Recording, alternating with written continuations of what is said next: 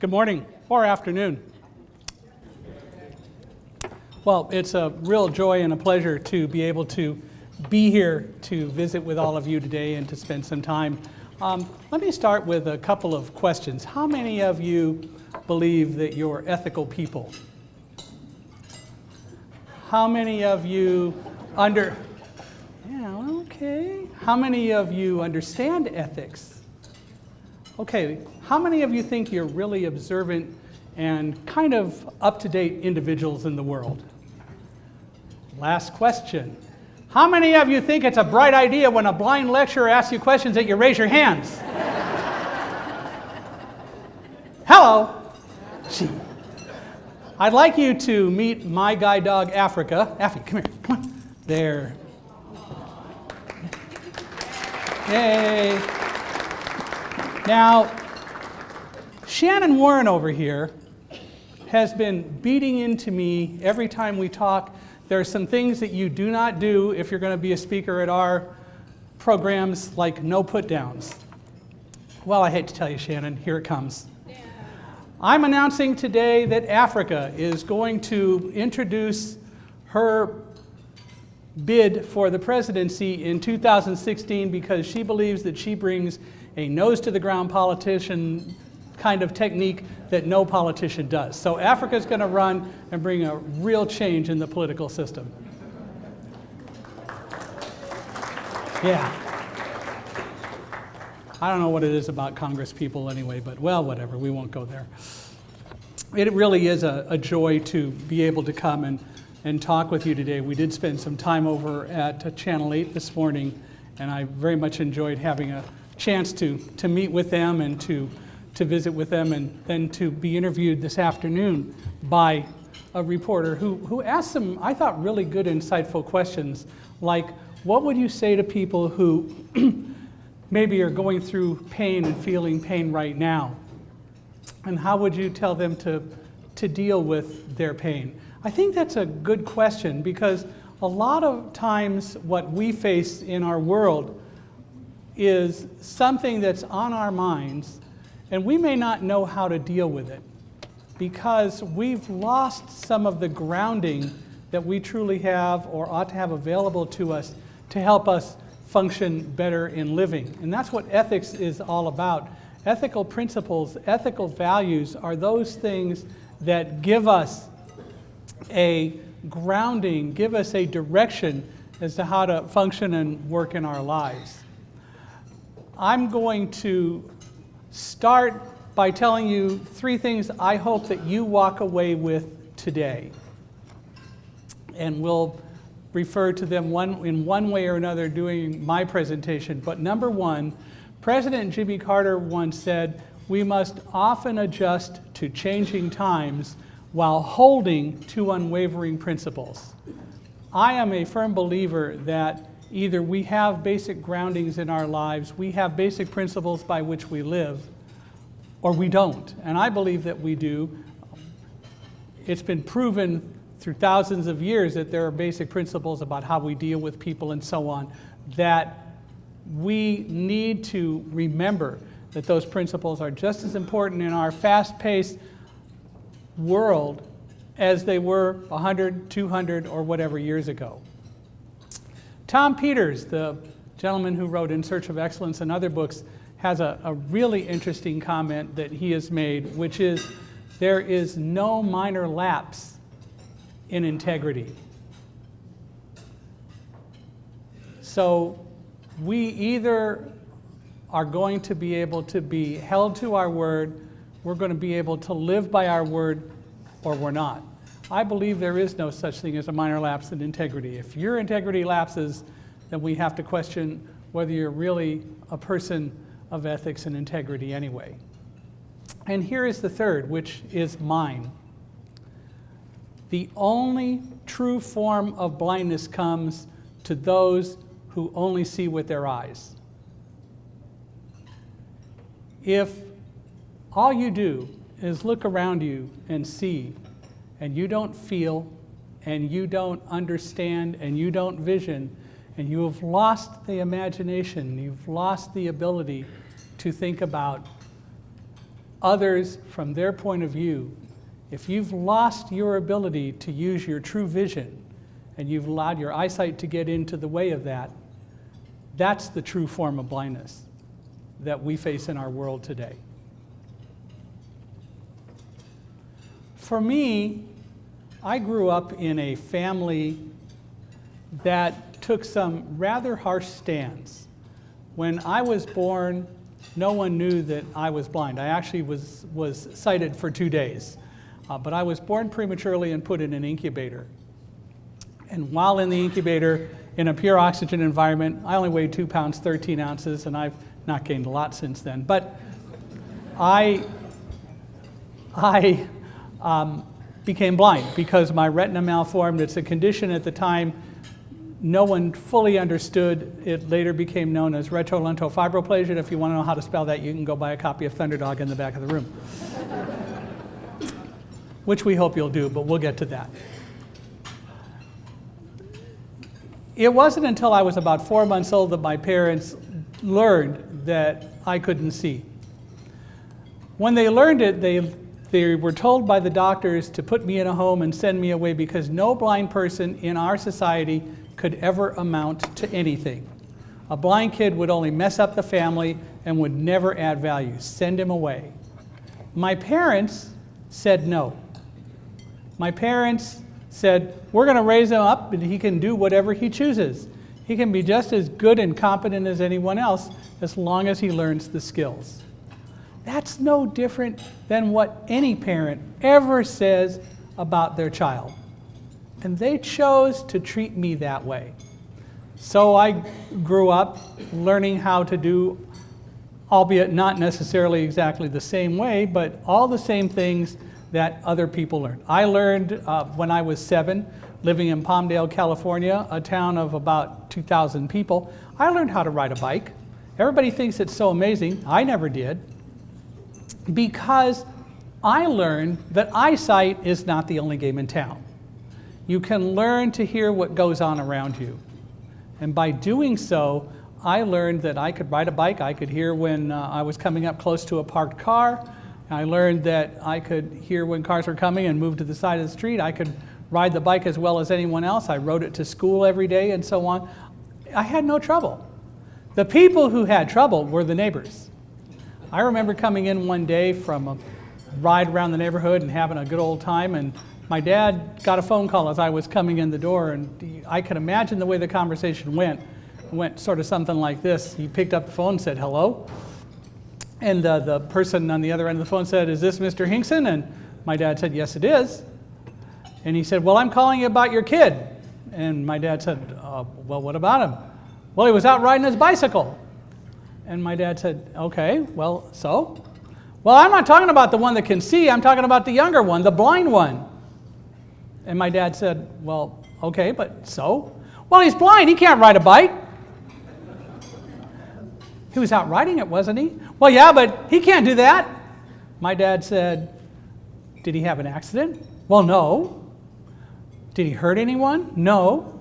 Was he having any trouble doing it? Well, no. Then what's the problem? And the guy hung up. Talk about being blind.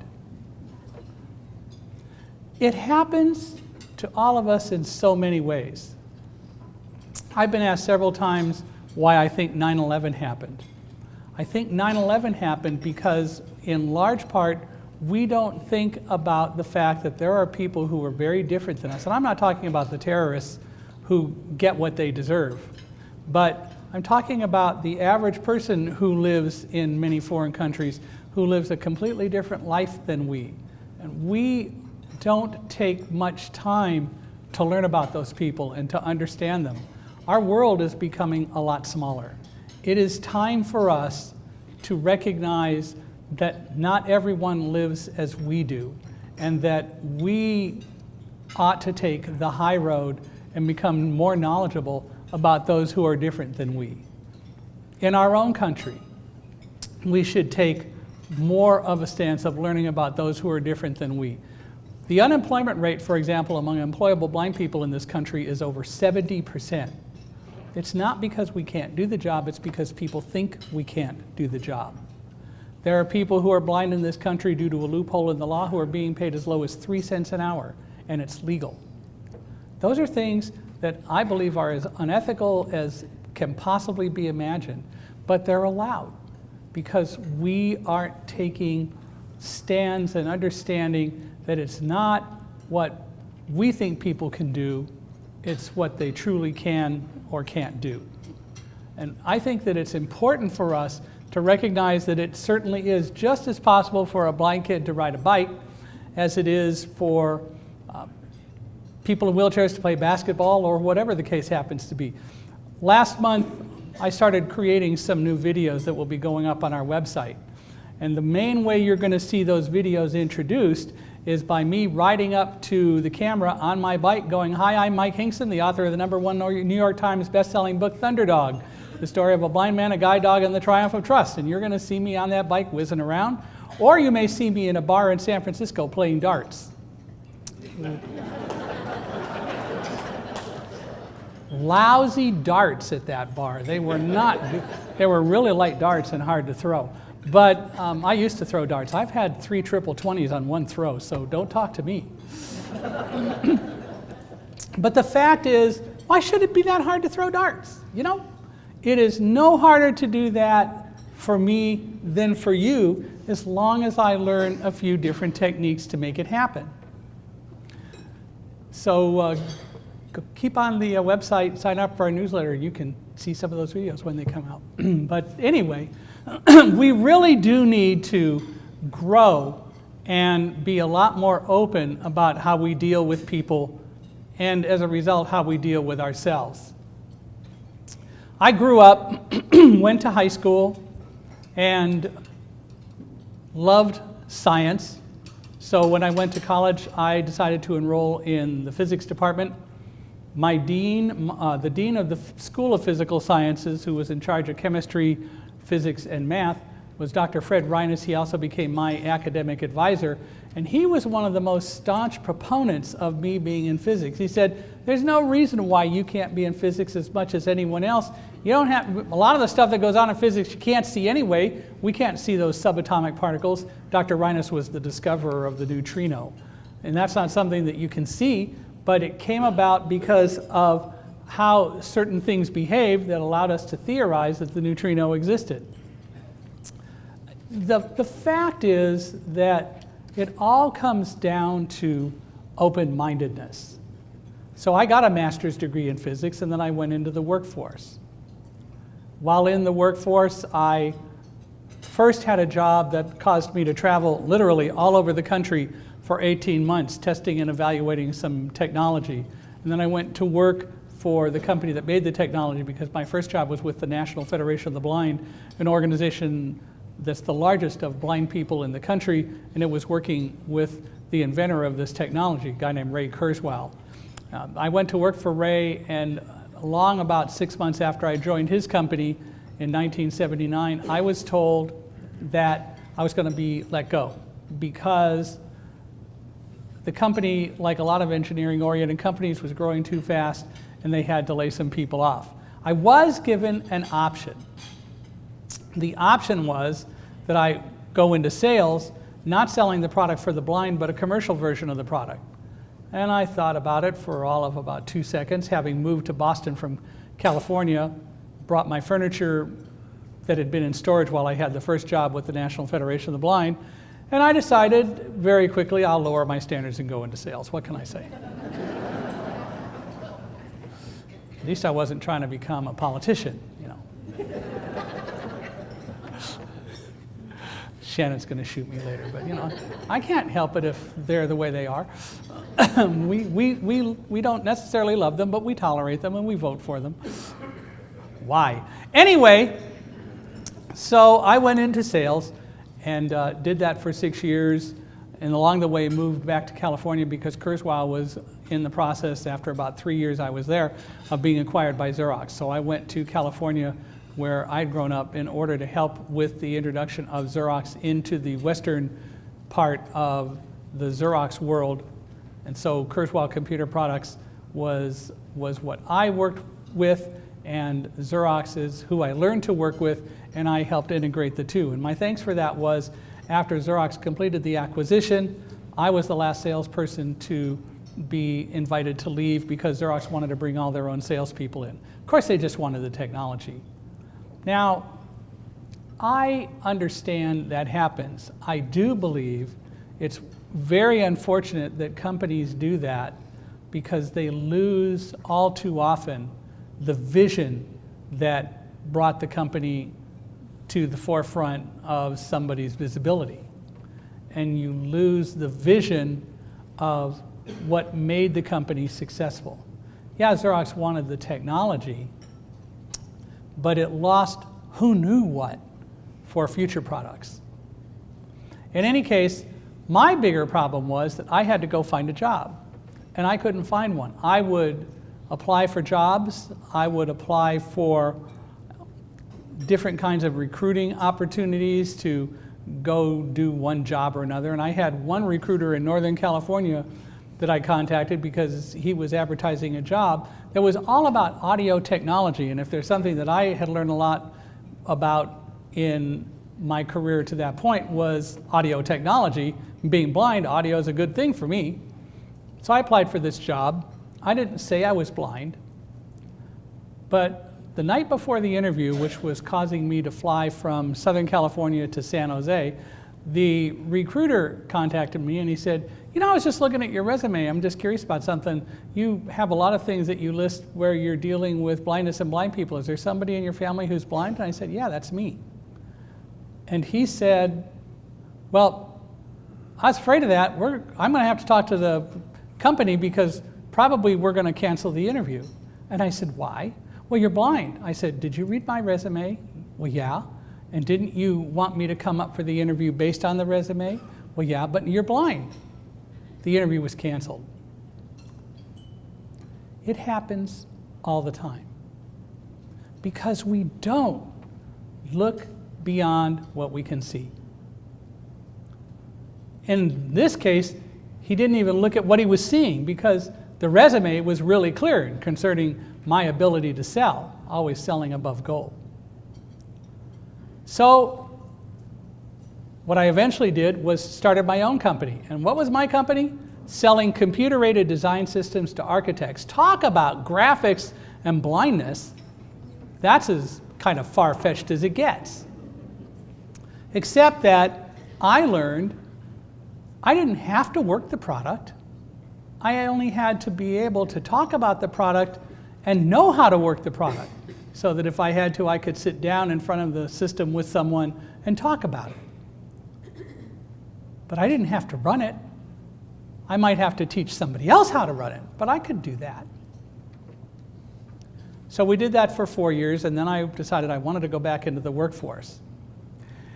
And when I applied for a job, going back into the workforce in 1989, I found this cool job selling very high-end, sophisticated disk subsystems, computer systems, and so on. It was an integrator and reseller for Sun Microsystems in Carlsbad, California, about 45 minutes south of us. Except I was talking with my wife, and I said at that time I had been married 7 years. I met my wife Karen, and we married in 1982, in November of 1982. It's a great marriage. She reads, I push, works out well. She's in a wheelchair. And it helped me fulfill a lifelong ambition because when I was growing up being a smart, wise guy kind of kid, people would always ask me during the hippie era in the 60s and so on, what do you want to be when you grow up? And I say, hey, I want to be a pusher, man. You know? So I married her. And it's legal. What do you do? I'm a pusher, officer. All right, you're under arrest. No, it's legal, sir. Actually, now she uses a power chair, so I got to run. But anyway, so I said to Karen, so do you think I ought to say on my resume I'm blind or not? Because you know how that goes. And she said, you're a dummy. You know, wives can do that and get away with it. But she was right. And I said, well, how do you figure? And she said, you took the Dale Carnegie sales course 10 years ago, and you keep harping on that, and you keep saying how the most important thing that it taught you was to turn liabilities into assets. Hello. So this magical, mysterious little light bulb went off over my head. You see it in all the cartoons. I'd never seen one of those light bulbs go off over your head before, but I did that day. I saw the light. And I went back in and I wrote my cover letter for the resume, and the last paragraph went something like this. The most important thing that you should know about me when considering me to sell is that I happen to be blind.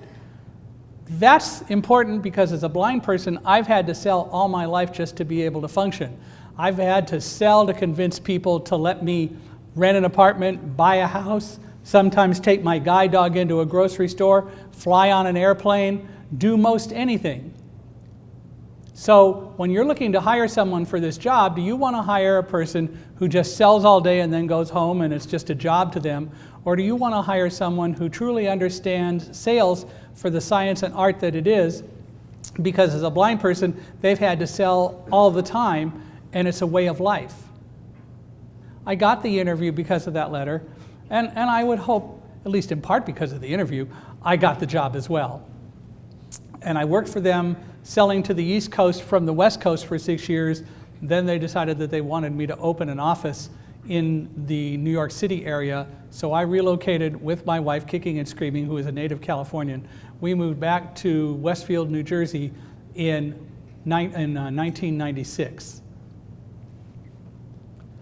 We got to Westfield. I started working in the World Trade Center, going in every day, taking the train and all those neat things. And after about a year, I was recruited away by another company. And I worked for them for a while, and I was selling, among other things, a lot of high-end tape backup equipment. Then the manufacturer of that tape backup product, ATL, which was in the process of being acquired by Quantum Corporation, asked if I would be willing to come over and join them and open an office for them in New York City, because ATL didn't have an office, Quantum didn't have an office in the city, and they wanted to have a direct sales force in addition to the resellers that they used and in addition to the OEM products that they were selling through Sun Microsystems and EMC, the RAID manufacturer, and other things. And so I agreed. Along the way in 1999, I got my 5th guide dog, Roselle, and we settled down into a life of sales and working with a variety of different kinds of companies. And on August 1st, 2000, we opened our office on the 78th floor of Tower 1 of the World Trade Center. So everything went well. I started hiring people. And I remember as I was hiring people, and as I was prone to do, I would ask all the people who were coming in to work for me, so what are you going to be selling here? Tell me what you're going to be doing, because I want to see what they know. I want to see what research they've done. I want to see how they answer that question. And a lot of them would talk about, oh, we're going to sell these tape backup products and all that stuff. But I was looking for, among others, the one bright guy. And I found him. Oh, I hired several, but I found the one bright guy. His name was Kevin. And I asked Kevin that question. And Kevin said, look, the only thing that I have to really sell at this company is me and my word. Everything else is secondary.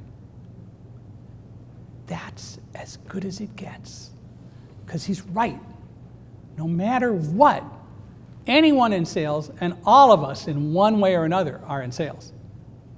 The only thing we really have to sell is our word and our reputation.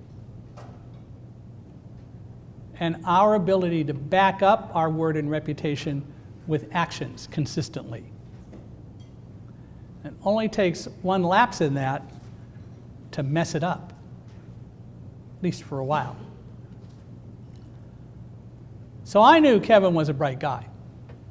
But I hired others who talked about they were going to sell my products and all that, and they were pretty good at giving me enough of an idea that they could sell that I would be glad to work with them. But Kevin shined.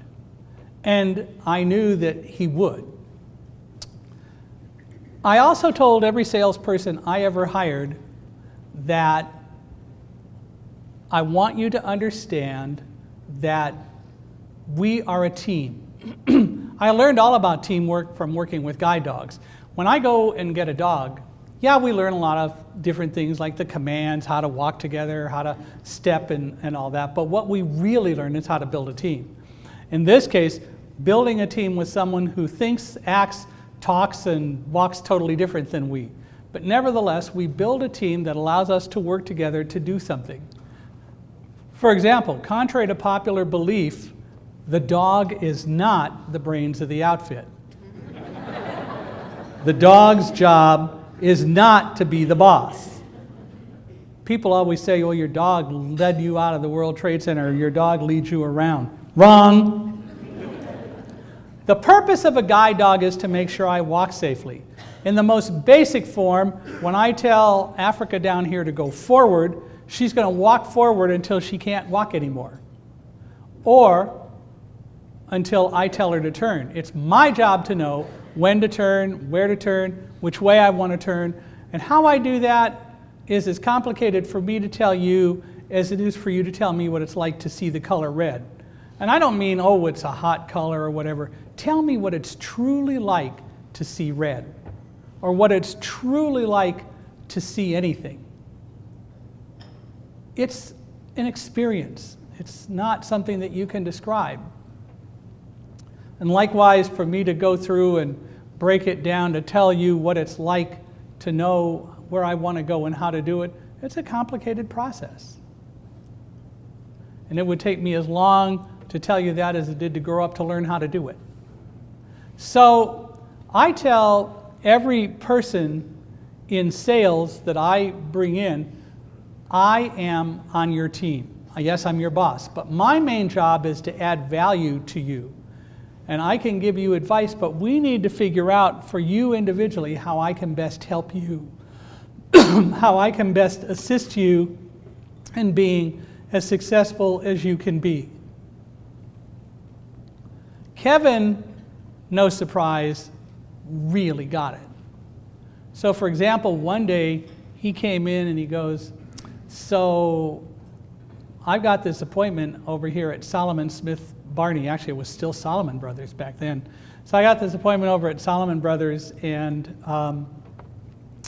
I want you to go along. We're going to be doing a presentation to the major IT folks about our products and all that. They're using some other products. They're not using much of ours. And I'd like you to come and do the presentation. Because another thing about me is, having a master's degree in physics, I was pretty technical, and I learned a lot of the engineering things that the support engineers did. So I actually became an additional sales engineer in addition to being able to sell, just because that was the way I was made up. I learned how to do that. And Kevin knew that I could come and talk technical to these guys as well as anyone. He wasn't as good at doing that. He tried, but Kevin wasn't as technical, and that was just not what he spent most of his time doing. He did learn to do more of it than he had used to, but still, he wanted me to come in. Besides, I'm the manager and I should do this presentation. I said, okay, no problem. When are we doing it? And he said, next Wednesday. He said, there is one more thing. They don't know you. I knew some people at Solomon, but not these folks.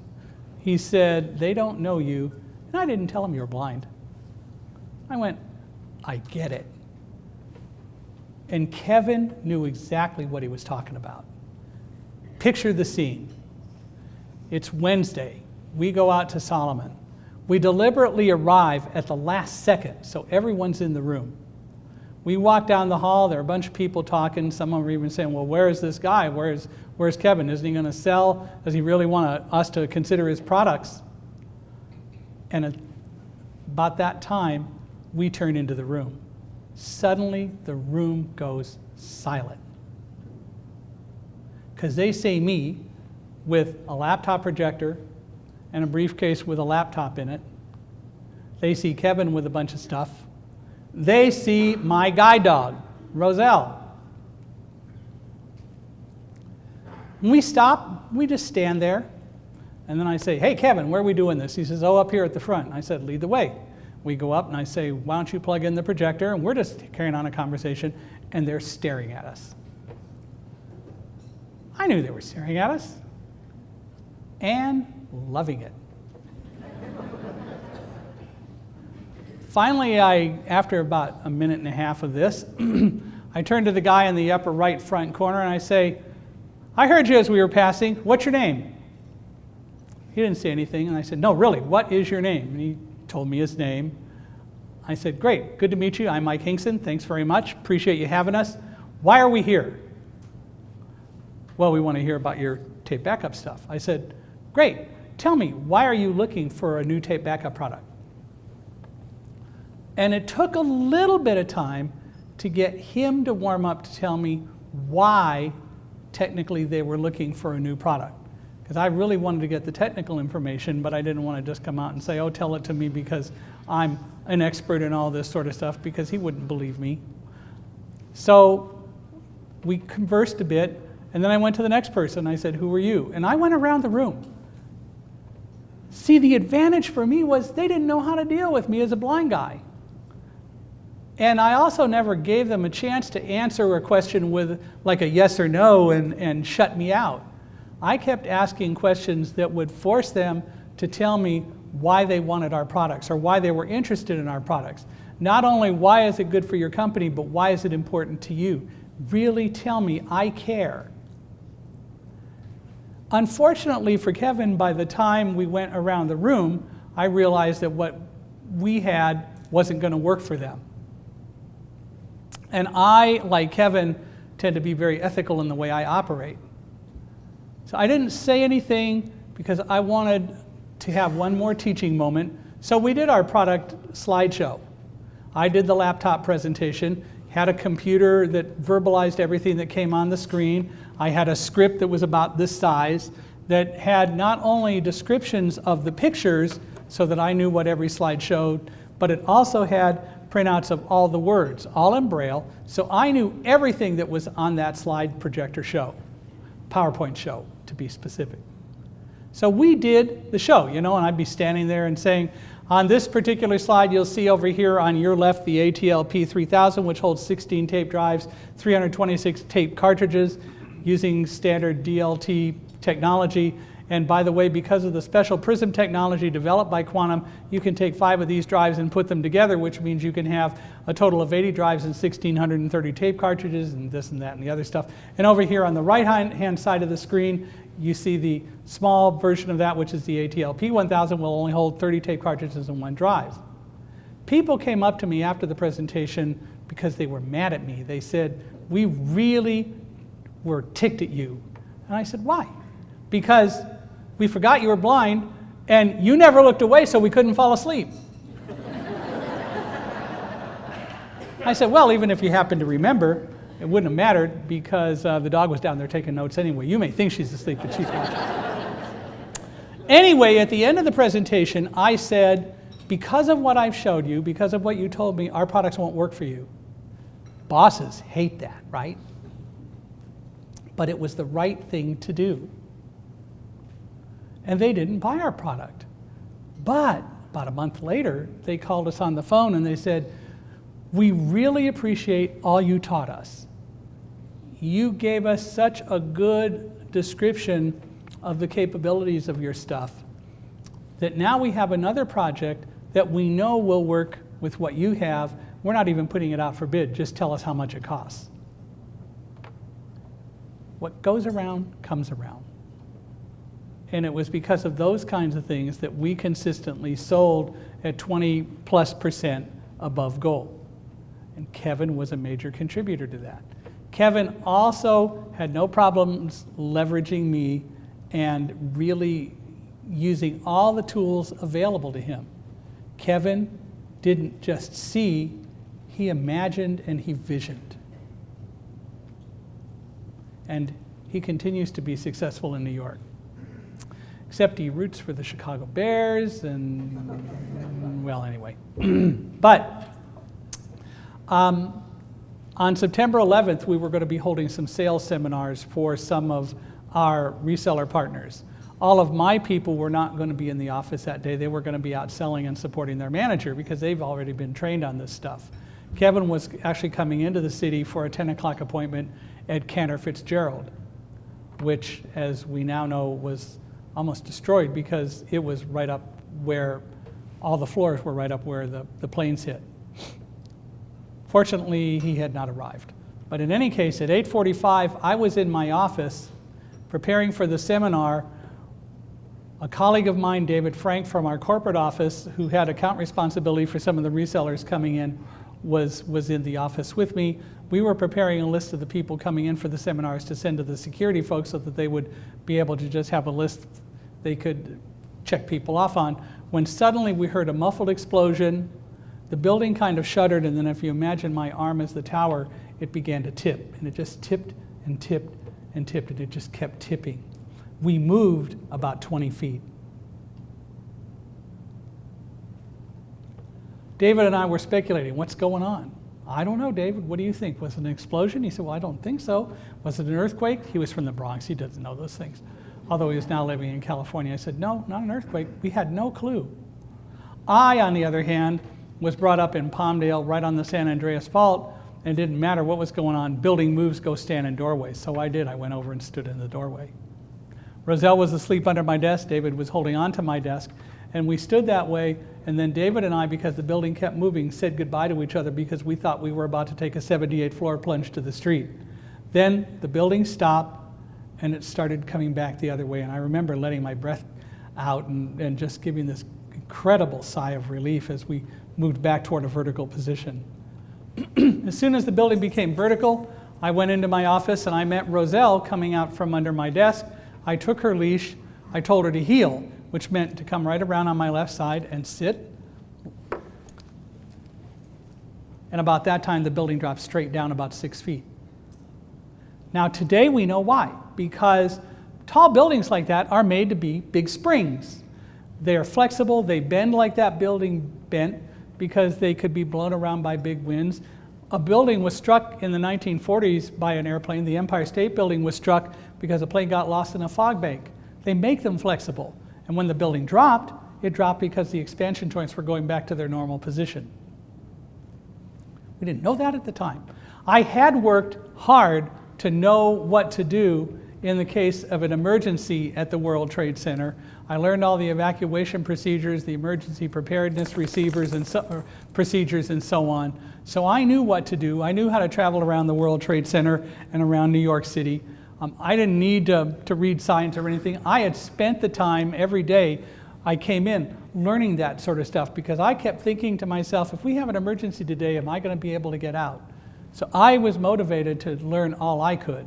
I took the emergency evacuation procedure courses because I was also responsible for people. And I wouldn't know this stuff if I didn't take the time to learn it. So the building dropped. As soon as that happened, David turned and looked out the window and suddenly started shouting, "Oh my God, Mike, there's millions of pieces of burning paper falling outside our window. There are fire and there's smoke above us. The building's on fire. We got to get out of here right now. We can't stay here." I said, "Slow down, David." "No, we got to get out of here right now. We can't stay here. The building's on fire. There are millions of pieces of paper falling outside the window. They're on fire." I could hear debris falling outside the window. "We got to get out of here." Our guests began to scream. They started moving toward our exit. "Slow down, David," I said. "No, we got to get out of here." "David, slow down. We'll get out. It's okay." No, we got to get out of here." Then the big line, "You can't see it. You don't understand." The building had tipped. It came back. Debris was falling outside the window. I could hear it. We weren't smelling smoke at that point, but David clearly was seeing all this stuff. I believed David. I didn't think he was making it up. But there was another thing. I was observing something that David wasn't. Namely, I had a dog sitting next to me who was wagging her tail and yawning and being bored. You've read stories about animals that got their people out of buildings just because they sensed something before the people did. Roselle wasn't giving me any of those clues. And by the way, I knew what it was like when Roselle was afraid because she was afraid of thunderstorms. She would shake and shiver and be terrified. She wasn't doing any of that. So whatever was going on, I knew that we could try to evacuate in an orderly way. And I finally got David to focus, and he did, and we then worked to get people out. He took our guests, he got them to the stairs. I called my wife Karen long before the media got the story, and I told her that there had been an explosion or something and that we were going to be leaving the building. She wanted to know more, and I said, "I really don't know more right now.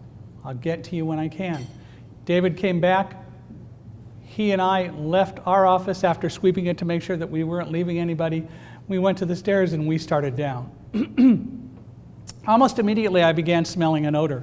It took me a while to realize that what I was smelling were the fumes from burning jet fuel. But I've been around a lot of airports and I finally realized this is what I smell at airports. And I said that to other people and they said, "You're right. That's what we're smelling. We must have been hit by an airplane," but we didn't know. I loved a lot of people who were asking me, what I was doing there, because they couldn't imagine why a blind person was there. And I would tell them, what I was doing. And they said, "Well, did you know you were hit by an airplane?" And I said, "No." And they'd say, "Well, of course you didn't. You're blind." And I said, "Excuse me. The airplane hit on the 96th floor on the north side of the building. We're on the 78th floor on the south side of the building. Did I miss the invention of X-ray vision and Superman?" No one knew. In any case, I observed people said, "Yeah, we must have been hit by an airplane," and we kept going down the stairs. Along the way, burn victims passed us. Then a woman on the stairs stopped and she said, "I can't go on, we're not going to make it out." And about 8 or 9 of us just stopped on the stairs, surrounded her, and had a group hug right there on the stairs. Roselle gave her kisses. I said, "You can make it, come on, you can do it." Other people said, "Yeah, you can do it." We all worked together because we knew we didn't dare allow panic on the stairs. We kept going down the stairs. About the 50th floor, David said, "Mike, we're going to die. We're not going to make it out of here." And I just said, "Stop it, David. If Roselle and I can go down these stairs, so can you." I snapped at him very deliberately because I had to bring him out of wherever he was headed. And he told me later that I succeeded. He said after that, "I'm going to walk down the stairs a floor below you, and I'm going to shout up whatever I see on the stairs." And he was doing that to kind of be an advanced scout so that he could be telling me what was happening. But what he was really doing, which I think is so cool, is he became an advanced scout, or at least a focal point for anyone who could hear his voice. "Mike, I'm on the 48th floor. Everything is clear here. Going on down the stairs." Anyone who could hear him had someone to listen to. So if they were already past that area, they still had knowledge that somebody up there was okay. He gave hundreds, maybe thousands of people someone to focus on. 47th floor, everything is good. Roselle and I are going down the stairs. Forward, good girl. Walk down some stairs. Left, left, forward, down some more stairs. My esoteric brain started to think, gee, how many stairs are we going to go down? Because I never count stairs. I don't, because that's the purpose of the dog, not to count the stairs, but to tell me when we get to the top or the bottom. I never listen when people tell me, "Oh, you got 4 stairs to go up." First of all, they never get the number right. I mean, never get the number right. They're always off by 1. But the more important reason is it's the dog's job. So I don't listen to them because I need to trust the dog. So I decided, though, well, how many stairs are we going to go down? So I started counting. Forward, Roselle, 46th floor. David's at 45. Down 10 steps. Left, left, forward. Down 9 steps. David, 44th floor. Hey, this is where the Port Authority cafeteria is. Not stopping, going on down. Forward, Roselle. Down 10 steps. Left, left, forward. Down 9 steps. Ooh, 19 stairs between floors. Okay, that's a good estimate. 19 stairs, if we do that all the way down, 19, we're going to go from 78 to 1. That's 77 floors. 19 times 77 equals, anybody? No calculators. I didn't have one. You don't get one. 1,463 stairs. So we kept going down. And along the way, we met firefighters coming up the stairs. The first guy stopped and he wanted to escort me down the stairs. I said, "Look, I really am good. Can't get lost going downstairs." And we had to work at it a little bit because he was insistent that he had to escort me down the stairs. And I finally convinced him by saying, "I got my friend David here who can see. We're good." The real reason I didn't want his help was I didn't want to break up the team.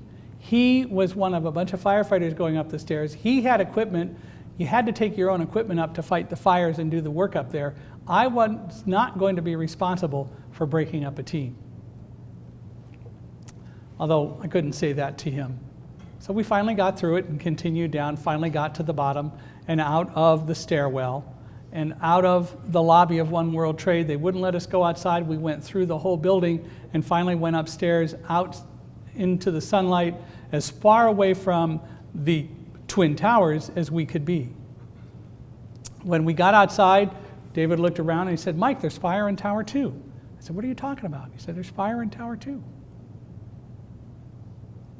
We had no clue. While we were on the stairs, we had no knowledge that something had happened. All we were told was, leave the area. So we did. We went over to Broadway. We started going north on Broadway. We finally got to Ann Street, which is Ann on the right, Maiden Lane on the left, which goes down to the New York Stock Exchange. We were crossing, well, we were getting ready to cross, but David said, hey, I want to take some pictures of the fire, because it was really clear in Tower 2. It was about 100 yards away from us. So we stopped. He got out his camera. I tried to call Karen on my cell phone. I couldn't get through. The circuits were busy. I had just put my phone away, and David was putting his camera away when a police officer yelled, get out of here, it's coming down! And suddenly we heard this rumble that became this deafening roar. I describe it as kind of a combination of a freight train and a waterfall. Glass breaking, metal clattering, and then this white noise sound of the building just collapsing, pancaking down. David turned and ran. Everybody turned and ran. It was just me and Roselle. I turned Roselle around 180 degrees and started running back the way we came. And I remember as soon as I started to run, I started thinking to myself, God, I can't believe that you got us out of a building just to have it fall on us. And as soon as I thought that, I remember hearing as clearly as you hear me a voice in my head that said, don't worry about what you can't control. Focus on running with Roselle and the rest will take care of itself. And I had this certainty that if we worked together, we'd be okay. You've read about those kinds of things, I bet. We ran, got to the next street corner, which was Fulton Street, turned right on Fulton Street to get a building between us and the collapsing towers if it was really going to make a difference, if it decided to tip over toward us. But we ran a few feet, suddenly caught up to David because he realized that he had left us and he was going to come back. It so happened that we ran the same way. David apologized. I said, don't worry about it, let's keep going. And we did. And as we ran, suddenly we became engulfed in all the dirt and debris and dust and fine particles of Tower 2's breakup. The air was so thick with dust, as David said, you couldn't see your hand 6 inches in front of your face. I can tell you that it was so thick that I was breathing in more dirt, debris, and dust than I was breathing in air. I could feel it going down my throat, into my lungs, and settling. We knew we had to get out of it, so as we ran, we were looking for an entrance to the building we were running next to. I kept telling Roselle, right, Roselle. Good girl, right. I don't know whether she could see my hand signals. I don't know whether she could hear me. But suddenly as we were running, I heard an opening, and obviously Roselle did see it, and she must have heard me because she turned right. She took one step, and then she stopped, and she wouldn't move. She would not budge. Focus on running with Roselle. The rest will take care of itself. I knew she wasn't afraid. She must have stopped for a reason, and upon investigation, I discovered we were at the top of a flight of stairs. She had done exactly what she was supposed to do. We walked down the stairs and found ourselves in the subway system of New York. We were in this little arcade entrance to the train system. We were there for a couple of minutes when this gentleman came up the stairs, introduced himself as Lou, an employee of the subway system, and took us down to an employee locker room where we stayed for about 10 minutes. There's a water fountain, there were fans, there were benches. Then a police officer came and said, you have to leave now. We want everybody out. The air is clear up above. So we went on up the stairs, back through the arcade, up the last 2 flights of stairs, and out into sunlight. And sure enough, the air was a little bit clear. It wasn't all that great. But David looked around and said, oh my God, Mike, there's no Tower 2 anymore. And I said, what do you see? He said, all I see are pillars of smoke, hundreds of feet tall. We stood there, and then we just turned and walked west on Fulton Street, continuing to walk away from the area. We walked for about 10 minutes, and then we were in this little plaza area when suddenly we heard that freight train waterfall sound again, and we knew it was probably our tower collapsing. We thought we were far enough away that we wouldn't be hit by debris, but still, we did see another dust cloud coming. David said it's coming toward us. So we ran to the side to get out of the way of most of the dirt and dust and debris, hunkered down, covered our faces, waited for everything to pass. And then when it did, we stood up again. David looked around and said, oh my God, there's no World Trade Center anymore. I said, what do you see, David? He said, all I see are fingers of fire and flame, hundreds of feet tall, and pillars of smoke. It's gone. Who would have thought? We stood there for a minute, then I tried to call my wife, and this time I got through. She's the first to tell us what had really happened, how 2 aircraft had been crashed into the towers, 1 into the Pentagon, and a 4th was still missing over Pennsylvania. We had gone into that building 3 hours before, and now in the blink of an eye it was gone. We spent the rest of the day getting back up toward Midtown Manhattan, and later that night I was able to get home. A close friend of ours, Tom Painter, who Karen had known in high school, Tom was also living in New Jersey. Tom came to be with Karen and then drove her to the train station to pick me up at 7 that night. We went home. First thing Roselle did as soon as I took her out of the harness was to go find her favorite tugboat and my retired guide, Linny, so that they could play tug of war. If that doesn't put it in perspective, I don't know what does. The next day, we contacted Guide Dogs for the Blind, where Roselle was from.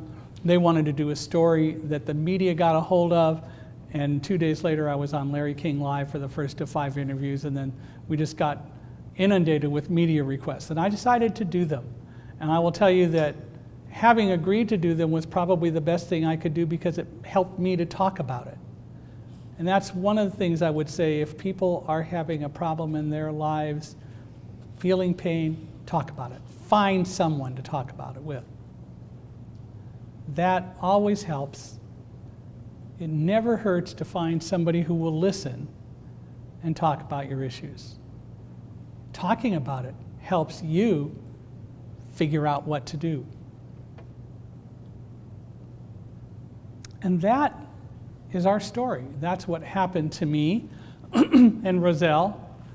After all of that, people started asking me to come and speak and tell our story and talk about the lessons of 9/11. And so that's why we're here. And I have no qualms about being self-promotional. So if anyone has a company that needs a person to come and speak at a sales kickoff or to do any other speaking, it is what I like to do. I like to inspire folks. I hope you'll bring me your business cards in the back of the room and let's stay in touch. We do have copies of Thunderdog in the back and also Running with Roselle, our new book, and they're available. The information is in the agenda. I'd love you to come back. Every book will be autographed, and we would be glad to do that. And I'll take Africa off harness so you can visit with her as well. But I do want to leave you with a couple of things. One, again, what I said at the beginning. We do need to adjust to changing times, but we do have to keep those unwavering principles before us. There isn't any such thing as a minor lapse in integrity. The only thing that we have to offer to the world is us. It's what we stand for.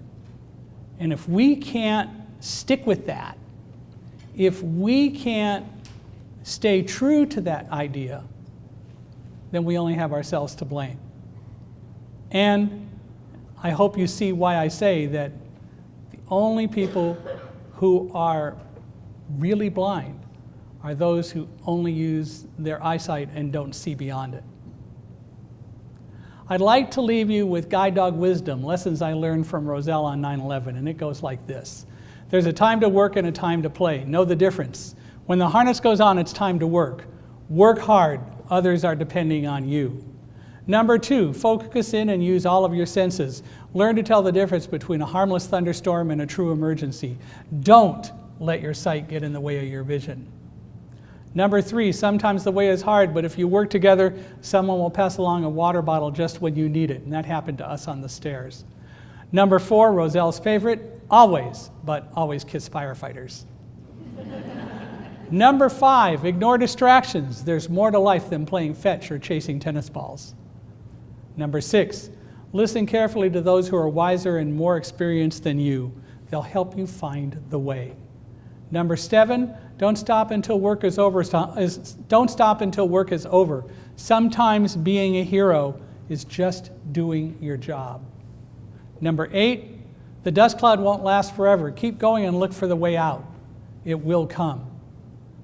Number 9, shake off the dust and move on. Remember the first Guide Dog command, forward.